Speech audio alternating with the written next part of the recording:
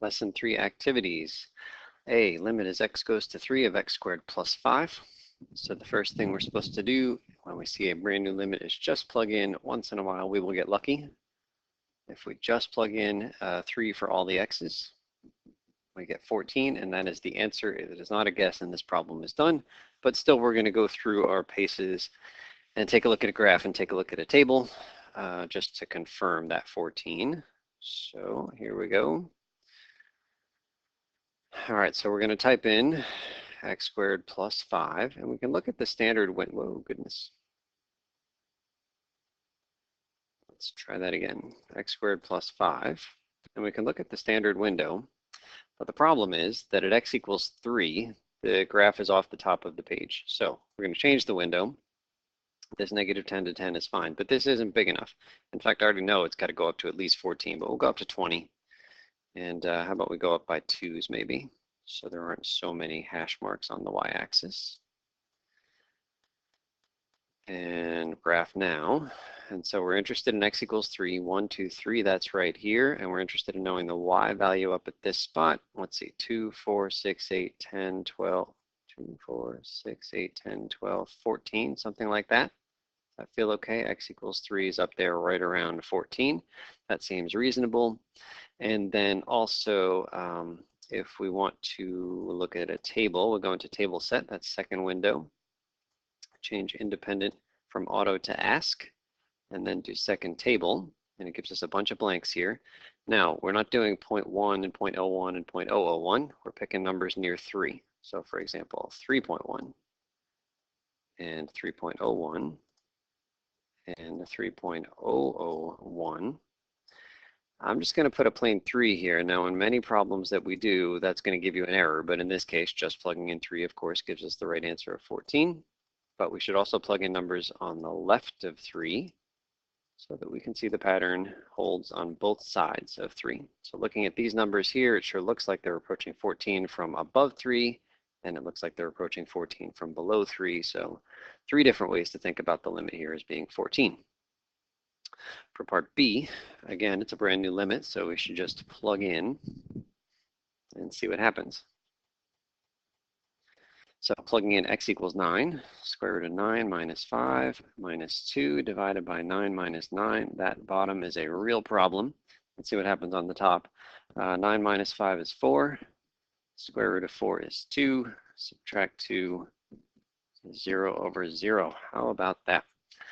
Okay, so we are going to have to do some algebra on this one, but first let's go back and do our standard graph and table.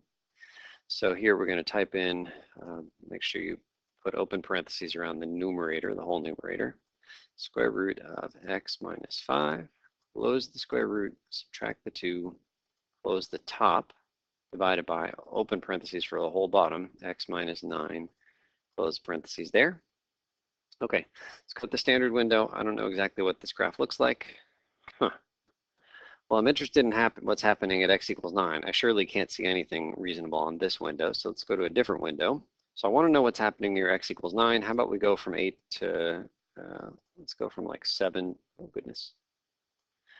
Let's go from 7 to 11. I got 9 right there in the middle.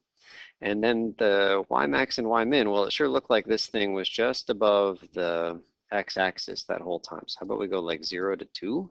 Really trying to focus in on what's happening at x equals 9. So there's x equals 9. Isn't that interesting? I don't know if you can see it on the video, but there's actually a slight gap right there at x equals 9. That's the calculator's way of graphing a hole. Just there's no point there because the thing is indeterminate. Okay, so this was y equals 1, so it looks like our guess is something like point, I don't know, 0.3, 0.4, something like that. I'll do one more window here just to really tighten in. So I'm going to go to 0.5, and we're going to put a hash mark every 0.1. Now let's take one more look. So x equals 9. This was 7, 8, and 9. Again, I can see my hole right there. These are 0.1, so 0.1, 0.2, and then something like 0.25-ish. So that's our estimate based on the graph, something around 0.25. And then if we go into table, so it's still got the numbers from before, which are not relevant for us, lots of errors here. We want to pick numbers close to 9. So for example, 9.1. and 9.01 and 9.001. And I'll try plugging in 9, but I'm going to get an error. But then we'll pick numbers that are a little less than 9, 8.999, 8.99, and 8.9. And it sure looks like around 0.25, right? Heading this way towards 0.25, heading this way down towards 0.25. So in both cases, our graph and our table, we can estimate 0.25. But let's do it the hardcore algebra way. I'm going to take the space for question A here. Limit as x approaches 9. I'm copying the original. And we're going to multiply top and bottom by the conjugate of wherever the radical is. In this case, the radical is right there on top. So that is the thing that dictates what we multiply by. So you copy it as is, copy all of those signs except the one between the two terms changes. There was a minus here, we'll make it a plus. Copy the same thing on the bottom.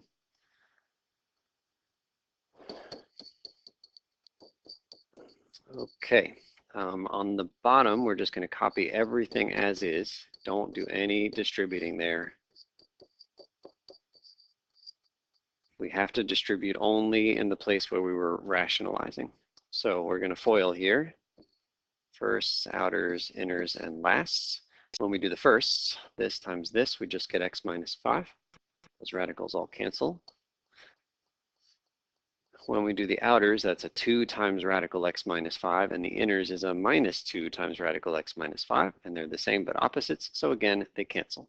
So all that we have to write down is the last. Minus 2 times positive 2 is minus 4. Okay, I'm just going to save a little bit of space here. This is really x minus 9. And hey, take a look. X minus 9 on top, x minus 9 on the bottom. They straight up cancel. This is again why we didn't want to distribute the x minus 9 on the bottom. We do need a placeholder on the top. That's now a giant 1 on the top. And this is a brand new limit. And anytime I see a brand new limit, I just plug in. I don't need to write limit anymore. Square root of all the x's become 9s. 1 over square root of 4 plus 2. 1 over 2 plus 2. Hey, 1 over 4. Which agrees with our guess on based on the graph and also with our guess based on the table. But that's the algebra way. Okay, part C. Again, first thing we should do is try plugging in. So if you plug in x equals negative 3, sure looks like 3 squared plus 11 times 3 plus 24 divided by, I'm sorry, those should have been negative 3s. Negative 3 for all the x's, divided by negative 3 squared minus negative 3 minus 12. You can do the arithmetic on your own. Make sure that you get 0 divided by 0, which is too bad because that's the one where we have to do more work. So let's go through our graph and table technique as usual, and then we'll do the algebra. Okay, so in this case, the function is x squared. Make sure you put open parentheses on the top. Plus 11x plus 24, close the parentheses, divided by open parentheses, x squared minus x minus 12. Okay, let's think about the window here. All right, so this was the window for the previous problem. I don't want that one for this problem. I need to focus my attention at negative 3. So I don't know, how about like negative 5 to negative 1, something like that. And then as far as the y's go, I have no earthly idea what it is. It's 0 over 0. I'm just going to go back to my standard negative 10 to 10 and see what happens. And we'll go back to a scale of 1. If this is a good window, great. If not, we can make some adjustments. Okay, it's actually not terrible. I mean, the graph is on the picture. And so here's my x equals negative 3, and there's my hole. But I guess I need to focus my attention down here, like 0 to negative 3, something like that. Let's try that.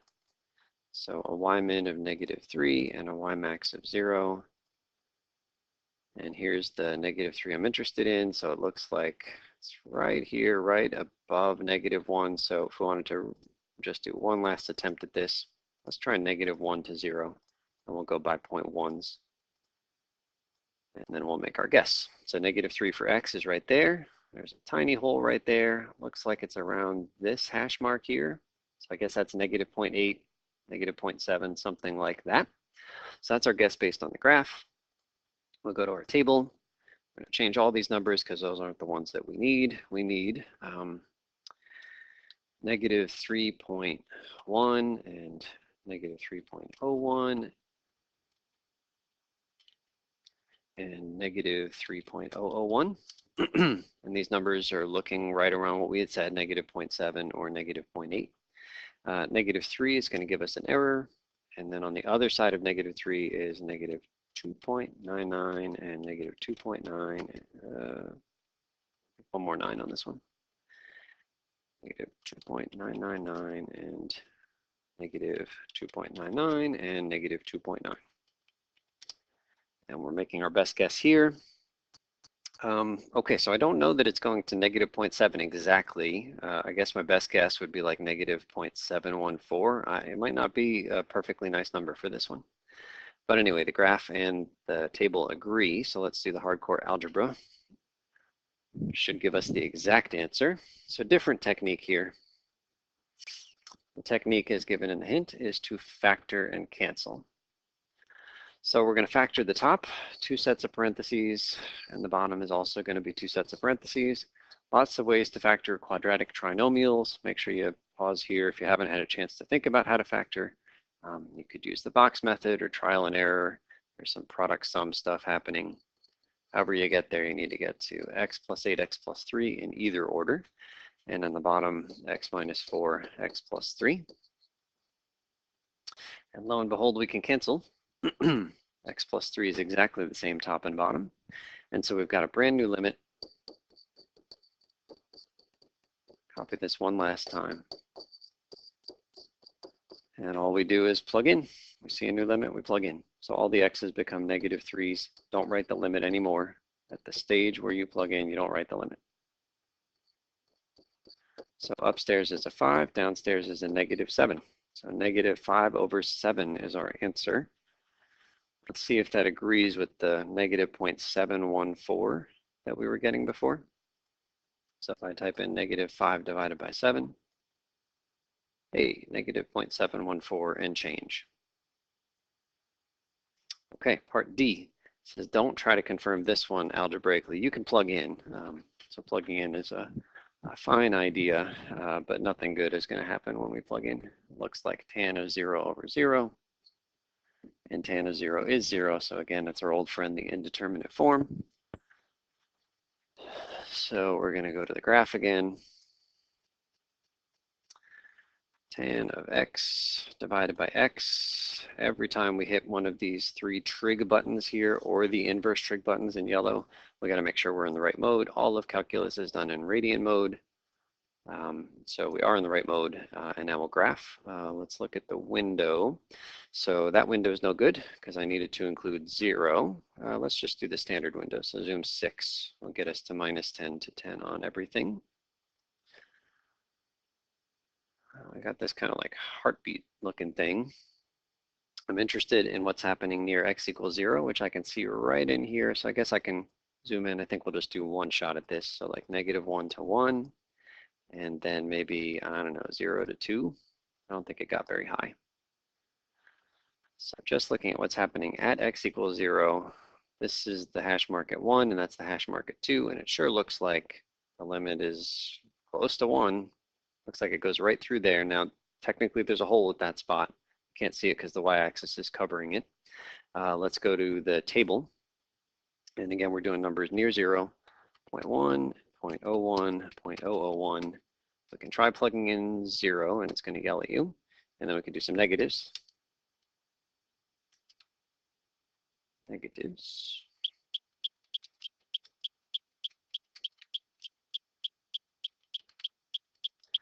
Okay, so this says 1, but it's really not 1, right? You can see more digits there on the bottom of the screen. Error there. Okay, so it sure looks like it's pretty darn close to 1. So our best guess here is 1 based on both the graph and the table. So we'll write the limit one time here. X approaches 0, tan x over x Sure looks like that limit is 1. You don't say it's approximately 1, you just say equals 1. Okay, this last one here, 1 plus x to the 1 over x, this one's kind of wacky if you plug in x equals 0. So it looks like 1 plus 0 to the 1 over 0. So this is 1 to the 1 over 0. Well, that doesn't look like any indeterminate form that we've seen, but for sure it doesn't have any meaning, right? It's 1 to an undefined power. So let's just take a look. Algebra is not going to help us for this one, at least not at this moment. So let's just look at a graph in a table.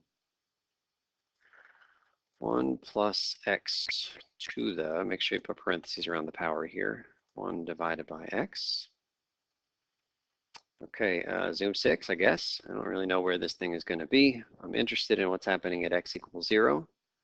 That doesn't look near as bad as I was expecting. So let's focus our attention right there. So how about like -1 to 1? And it looked like it went, I don't know, it was like somewhere around 2 or 3. So let's take a look between 2 and 3. And we'll go by 0.1s for the scale. So this is the y-axis, and 0 is the spot we're interested in, x approaching 0. And so it sure looks like from both sides of 0, we're honing in on this thing. Again, there should be a hole there, but it's covered up by the y-axis. So these are all 0.1. So that's 0.1, 2, 3, 4, 5, 6, 7-ish, right around 2.7. Okay, and the table should give us a little bit more accuracy. So these actually are good values for this problem as well, because it's still a limit as x approaches 0, just like that one. So 2.7169, error there, 2.7196. So it sure looks like it's something between 2.7169 and 2.7196. So right around 2.718, something like that. That number might sound familiar to you.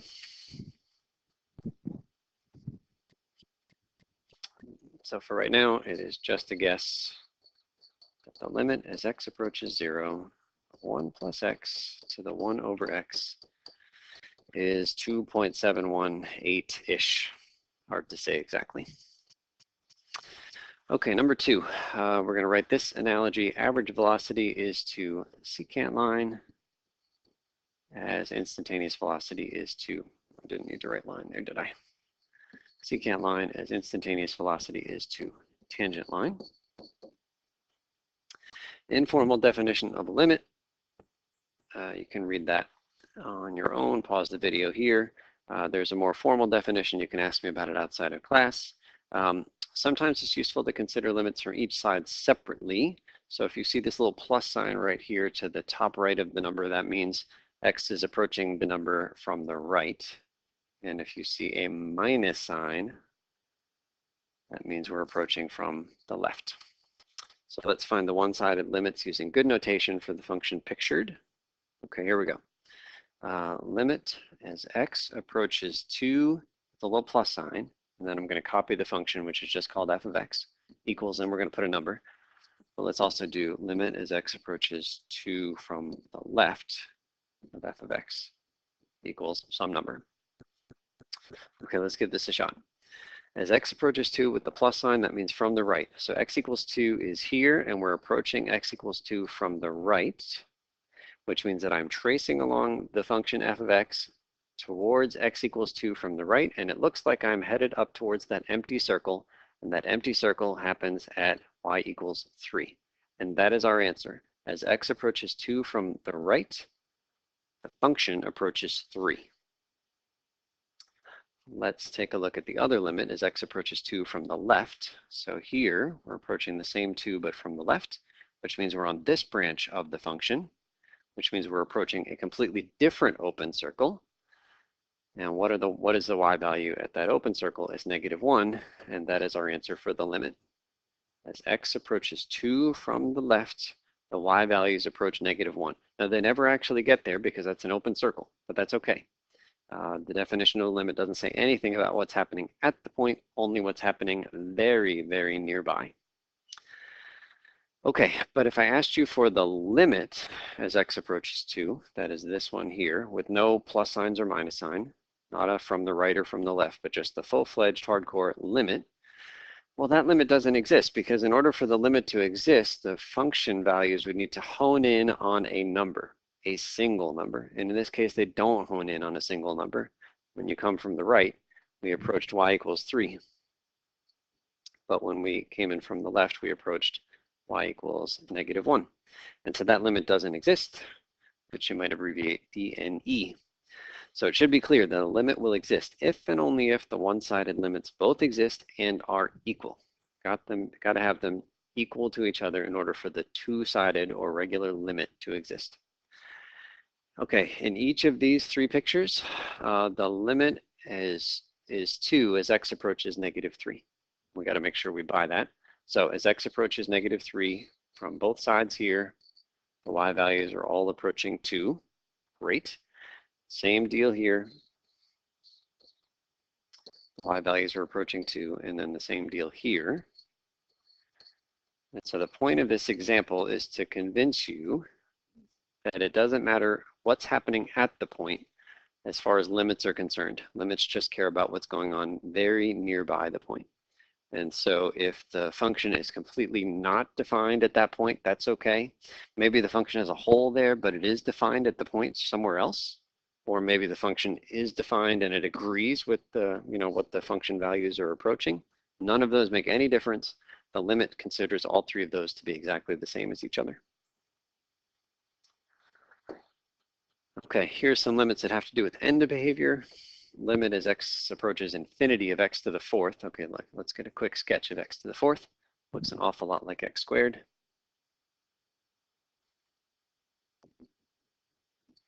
So as x approaches infinity, that means we're heading out this way. What's happening to the y values? Well, they are going up to positive infinity, and that's our answer. Some books would say does not exist instead of writing infinity, but I think infinity gives more information. And then on the other side, as x approaches negative infinity, that's out this way. So that means we're running around on this branch of the curve. And again, we head up forever. So that limit is also positive infinity. Okay, new limit, x goes to infinity of cosine. Let's get our quick sketch of cosine.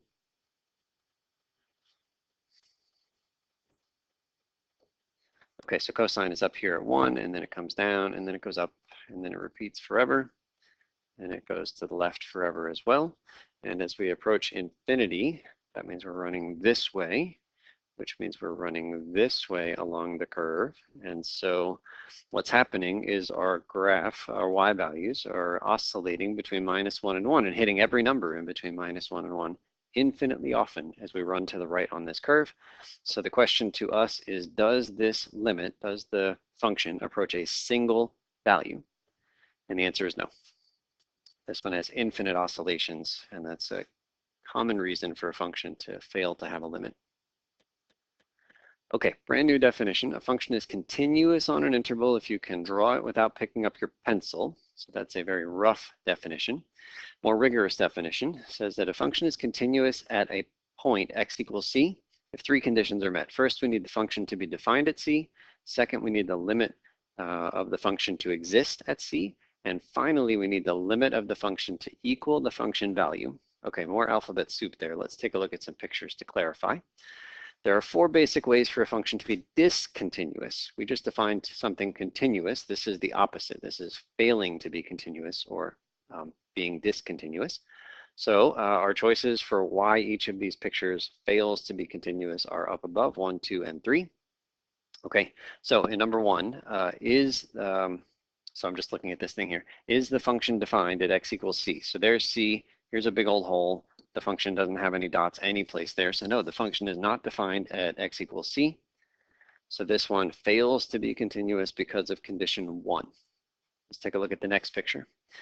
Okay, I'm going to run through again. Is the function defined at x equals c? You bet. It's right there. There's a filled in circle. So it doesn't fail because of 1. Does the limit as x approaches c exist? Well, in order for the limit to exist, we need the function to approach a single y value from both sides. And it doesn't. In this case, from the right, it approaches some number up there, but from the left, it approaches some different number. So no, this limit does not exist. Therefore, the function is discontinuous at x equals c. It fails because of condition 2. 3. I'll start back at the beginning. Is the function defined at x equals c? You bet. There's a dot right there. So it doesn't fail there. Does the limit exist? Well, some books would say no, but I would say sure, why not? As x approaches c from this side, we're going up to infinity. As x approaches c from the other side, we're going up to infinity. And the limit, I would say, is infinity. We approach infinity from both sides of c. So what's the last thing here? Well, does the limit equal the function value? Well, no. The limit we said was infinity, but the function value is some number over here, whatever that is. It isn't infinity. And so this one fails for condition 3. Okay, and then finally the last graph. Is the function defined? Yes, there's a filled in circle.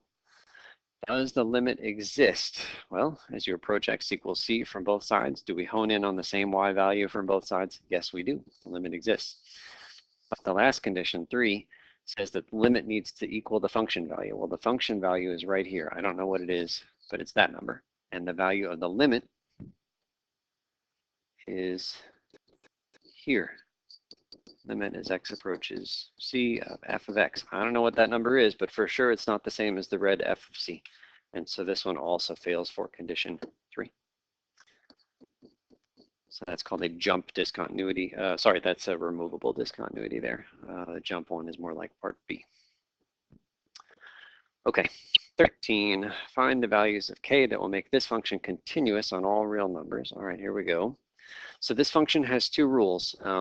The one of them, k squared minus 3x. K is just some constant. We're going to find the constant. So this is just a line. This is really like some number minus 3x, which looks an awful lot like an mx plus b. So that's a line, the top part. The bottom part has an x minus 1 squared in it. And so this is a parabola. Parabola there and a line up above. And so I'm imagining some generic graph with a parabola and a line, and when x is bigger than 2, so I'll put a 2 right here. When x is bigger than 2, it's some line, and when x is less than 2, it's some parabola. And odds are there's a jump at x equals 2, right? Unless some miracle happens, the line and the parabola probably don't magically agree at x equals 2. And so if we have a jump, then the limit doesn't exist at x equals 2. And therefore the function isn't continuous at x equals 2. But I'm trying to make it so that it is continuous. I want to be able to draw that whole thing without picking up my pencil. So we're going to make the limit exist, which means making the function values equal each other at x equals 2. So we're going to calculate f of 2 in two different ways. This notation I'm about to use is definitely not common. Not even sure it's correct, but hopefully you know what I mean. If we're approaching x equals 2 from bigger than 2, which rule applies? Well, if x is bigger than 2, it's the top rule. So I'm going to plug x equals 2 into the top rule, which gives me k squared minus 3 times 2, or k squared minus 6. Now you can debate whether I'm allowed to do that, because technically if I'm plugging 2 in, it's in the bottom rule, right? You can't plug x equals 2 in for the top rule, but that's okay. Just trying to plug in what's happening near 2, and near 2, it follows the top rule when I'm above 2. Okay, now we're going to plug in 2 from the left, and so if x is less than 2, then it's this bottom rule here. So we're plugging in 2 for that x, so k times 2 minus 1 squared, k times 1 squared, or just k. And now I want to make sure that these two y values are the same as each other, right? We just discovered that this thing right here, the y value when x is 2 is k, and this y value up here is k squared minus 6, and I want them to equal each other. And so we will force them to equal each other. K squared minus 6 equals k. That's a quadratic. Oftentimes you like the 0 on one side of a quadratic. Quadratic formula if you wish, but this one factors. And then set each piece equal to 0. And lo and behold, we get two answers for k. K is 3, and k is negative 2. So those are the values where the function will not have a jump, will not have a discontinuity. So let's take a quick look at this sketchpad file. So the red thing is the line part, that's on the right-hand side, and the blue thing is the parabola part to the left of 2. at this particular moment, k is 2, and we have a discontinuity, right? At x equals 2, this thing is discontinuous. So let's move towards k equals 3, where we said magically the function will not be discontinuous at x equals 2. So at k equals 3, right there, you got your parabola and your line, and they agree with each other at k equals 3. And so it's not discontinuous. It's continuous when k is 3, but now it's discontinuous for any number bigger than 3. And then if we go down to -2, that's what we're after. That was the other answer that we gave, something around there.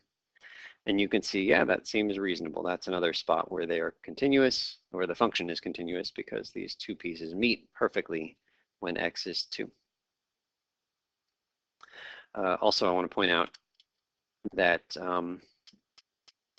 that this function, even though it's discontinuous at x equals 2, is continuous everywhere else, right? Like at x equals 0, and at x equals 1, and at x equals 4. This function is continuous everywhere except at this one spot.